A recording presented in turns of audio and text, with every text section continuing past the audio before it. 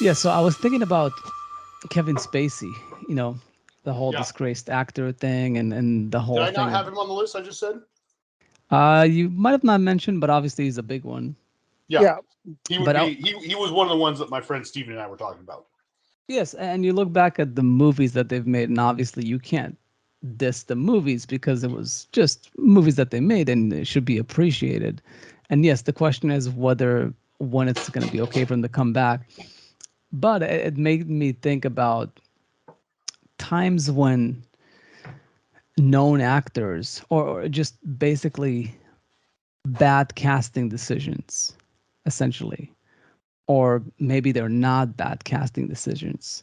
Because I don't know. I remember when I wrote this after the thing came out about Kevin Spacey, and I said something to the effect of like Moon is one of my favorite science fiction. Speaking of science fiction Oh movies, yeah. and it's always bothered me that the voice of the robot there is Kevin Spacey. His voice is way too recognizable. It sort of kills just that part of the movie. Like it would have been a perfect movie if just the voice of the robot wasn't Kevin Spacey.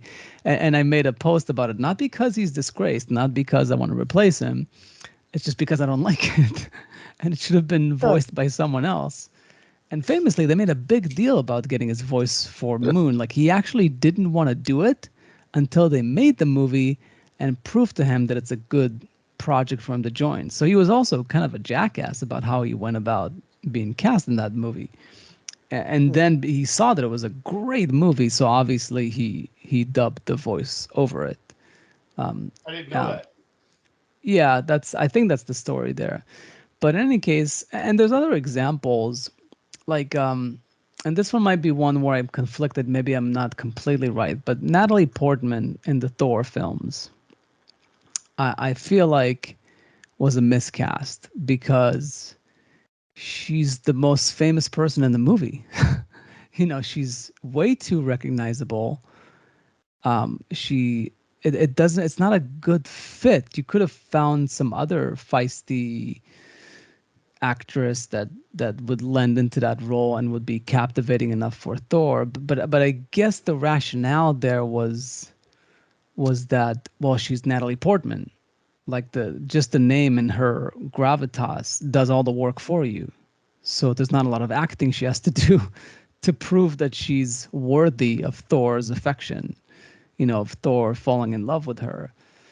But I still feel like it didn't make sense to have her there. It's I don't know. How do you guys feel about like things like that? Like about those or maybe other movies where like casting choices are just or like that just kind of kills that whole character and then partially the whole movie just because of that. It doesn't kill the movie, but it's a flaw.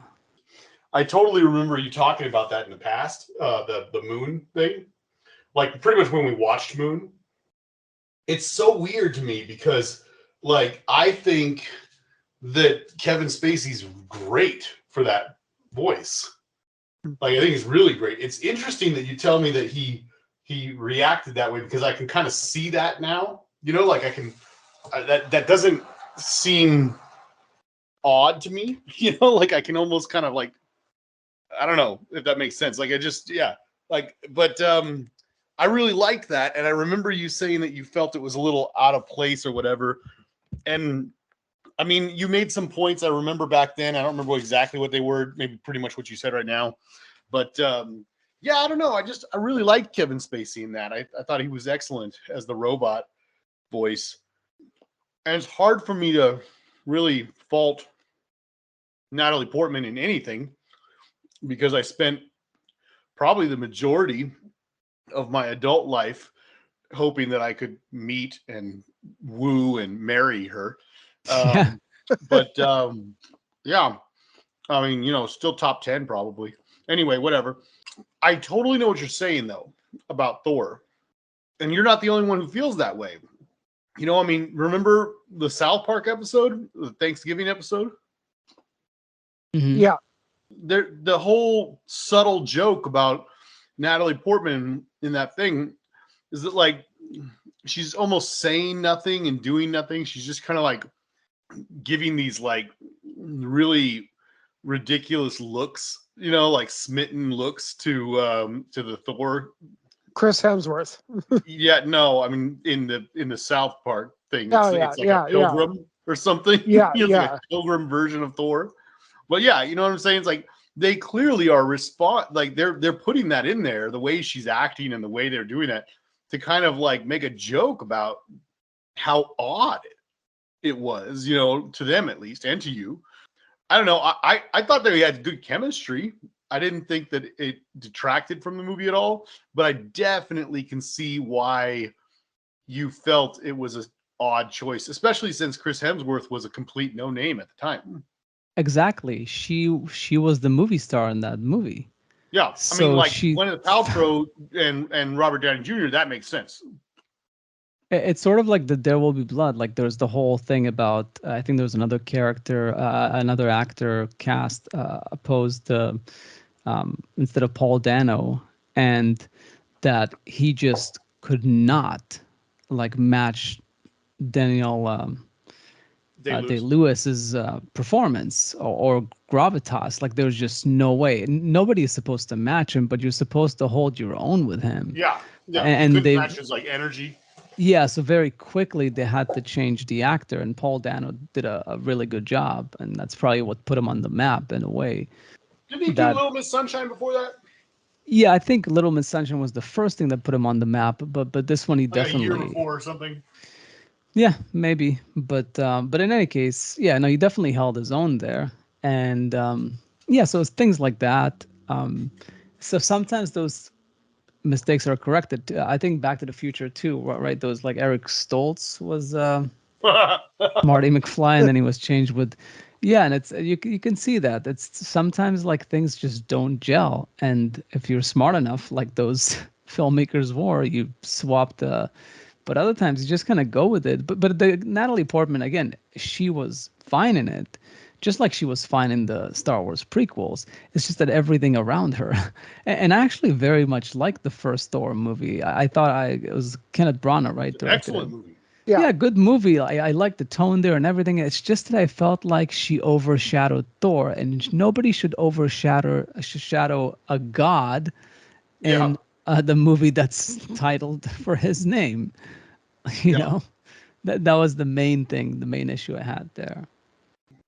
If anybody, you know, if we ever get to the point where anyone's listening to this, they may have possibly already heard our Inception episode, where I took a pretty sizable amount of time to explain my frustration with Christopher Nolan's like weird casting on that movie, particularly centering around the choice to use Marion Cotillard and Michael Caine, because I feel like you could really just use one or the other, and either another British actress or another French actor for those two parts, and it just would have made the movie so much.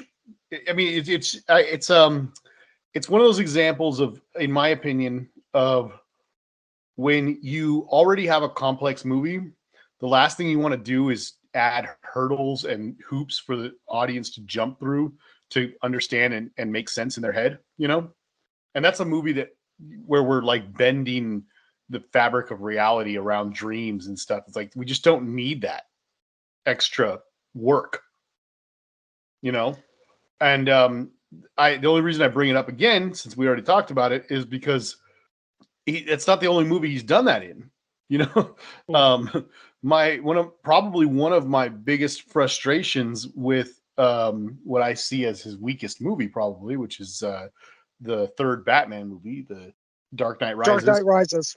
Yeah, is once again the casting of Marion Cotillard makes no sense whatsoever, because they clearly establish Batman's age. They have how old he is in the first film. They show that the second film is at most a few months later, certainly not years later. So we can pin his, age to like being a certain age. I don't have all this written down in front of me. I've worked all this out with friends and stuff like that, but we know how old he's supposed to be. He's only supposed to be, I think, in his late 20s, early 30s by the time the third movie comes around, because it's been they say how many years it's been since Aaron Eckhart's character died. I think it's 8 years or something like that, maybe 10. I don't know, but he's not supposed to be that old yet. He's only in his like late 30s, and he's got the whole Indiana Jones thing going, where it's the mileage, not the age kind of thing, and that's fine. But then they have all these lines where they specifically say that Tom Hardy's character Bane is much like significantly younger, faster, and stronger than he is. So we really have to say that at most he's maybe at the most leniency we could give would be 5 years younger, maybe 10 years younger, for them to be making that kind of comment. And then that squarely puts Bane in his late 20s. And then you have a flashback scene of Bane, as an adult. We don't know how young, but certainly an adult, certainly 18 or older. And he's holding and protecting the young girl in the prison. In her flashback, she says, he was my protector. And they show this flashback of her being like 5 years old, maybe 8 at tops. And he's like holding her, protecting her. And it's like, so clearly she's supposed to be at least 10 years younger than him. So Marion Cotillard, a very beautiful woman, but in that movie, certainly not 20 years old. Yep. Just, you do the math. It's just a simple math equation. She's not 20. And that's clearly what her character is supposed to be. And it's like, why? Like, did you just, for starters, just write a better script, but whatever. It's certainly not the worst thing that's wrong with that movie. But yeah, he definitely pulled the George Lucas there with the writing. Yeah, I think that there's actually kind of another comparison to be drawn here. Like when we were talking about Red Dragon versus Manhunter. Oh yeah. I made that sport comparison of like working as a unit versus just getting a bunch of all-stars all operating on their own. And I think that you can actually get into that same territory where it's like, I don't know about everybody else, but yeah, in general, I find all-star games to be the least interesting games that you can watch.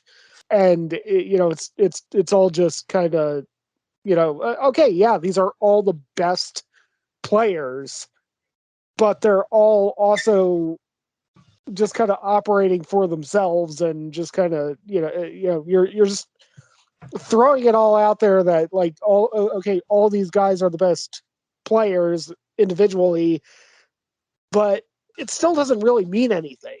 There's no cohesion and there's nothing at stake.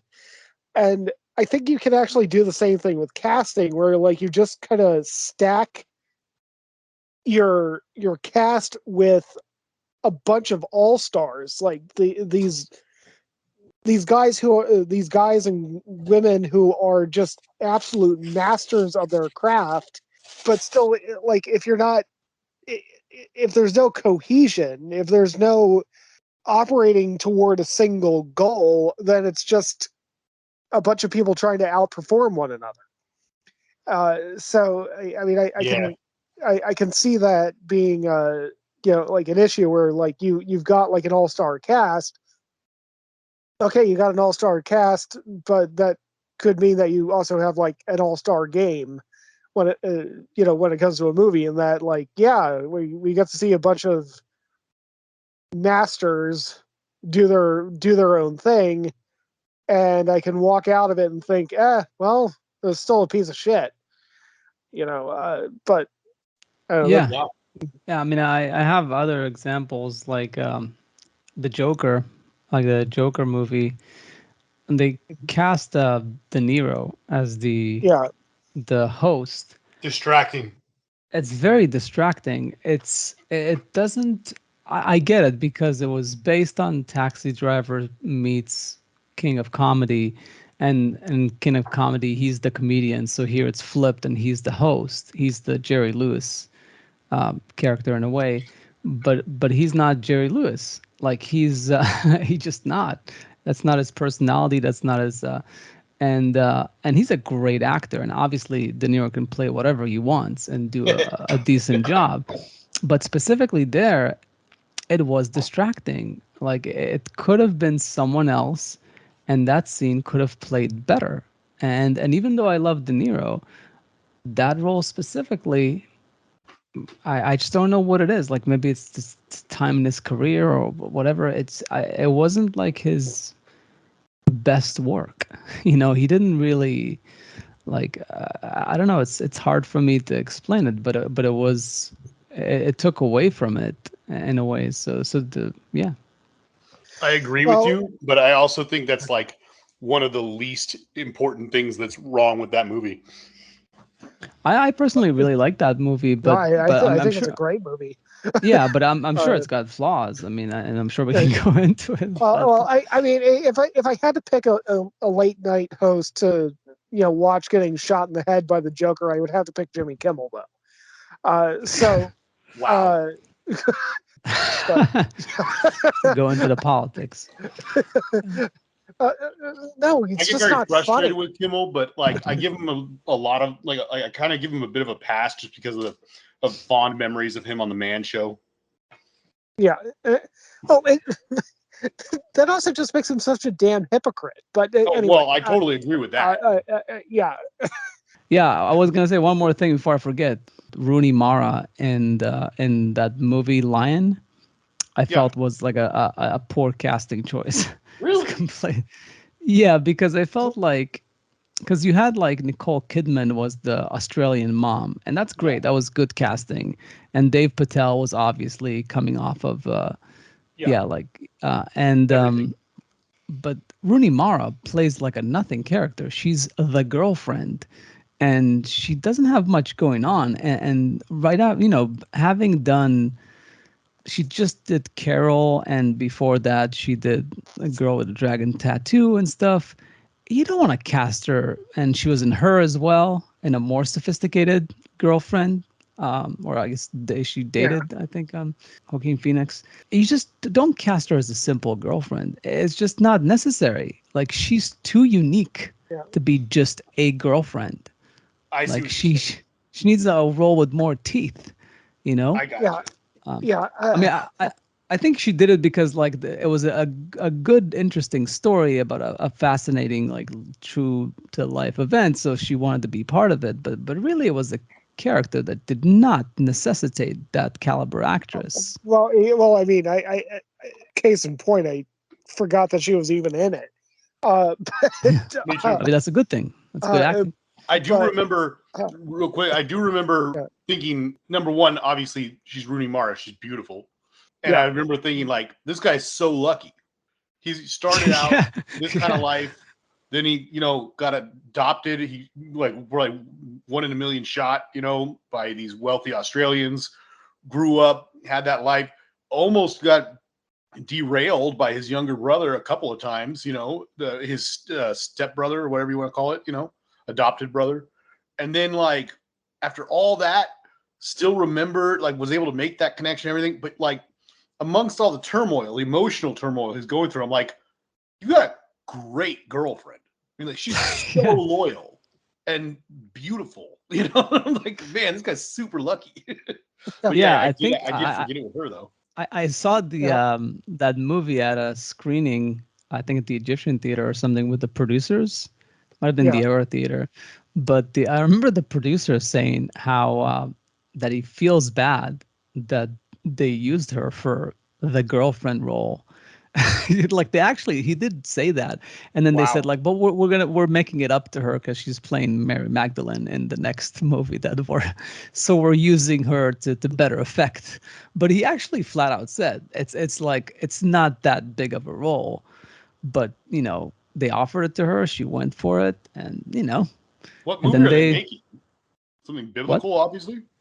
Oh no, this was done 2018. Mary Magdalene. I saw it actually. This is with Joaquin Phoenix plays Jesus. Well, there's nothing appealing about that to me, but okay.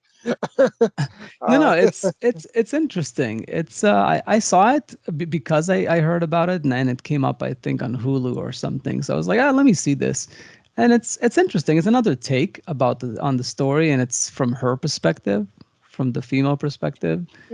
Well, And Joaquin is pretty good. He's obviously always quirky and interesting in his own way, but it's definitely not very true to biblical events. It's kind of takes a lot of liberties and stuff. It's got like touches of the story, but a lot of it just talks about essentially her being the first female rabbi, essentially. Her being one of the, like, that's the whole thing, that she was one of the disciples, but nobody has ever considered her historically to be. But she was essentially one of the guys.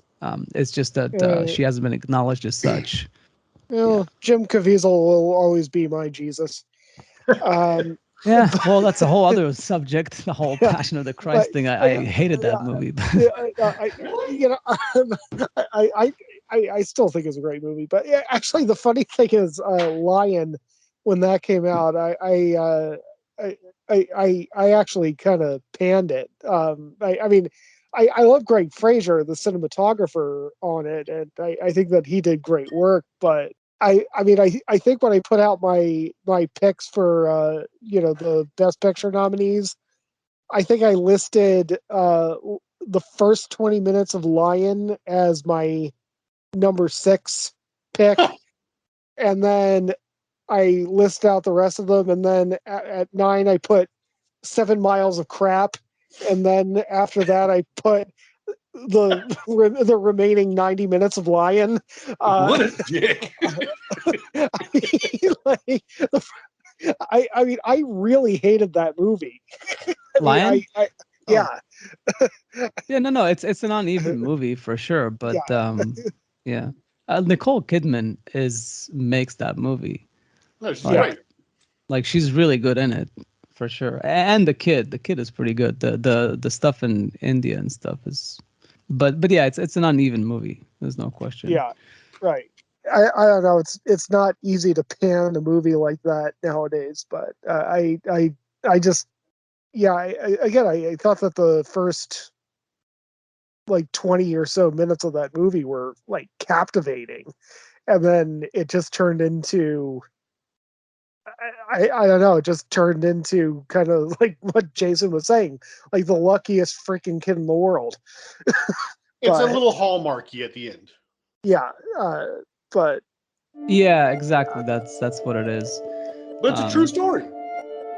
Yeah, it's a true story. I guess we can't. I mean, how much fault him completely. You want him to get to India, and then he has to like defeat one of his old enemies or something? It definitely gets deflated, like once he gets to the whole Australia part, for sure, a bit.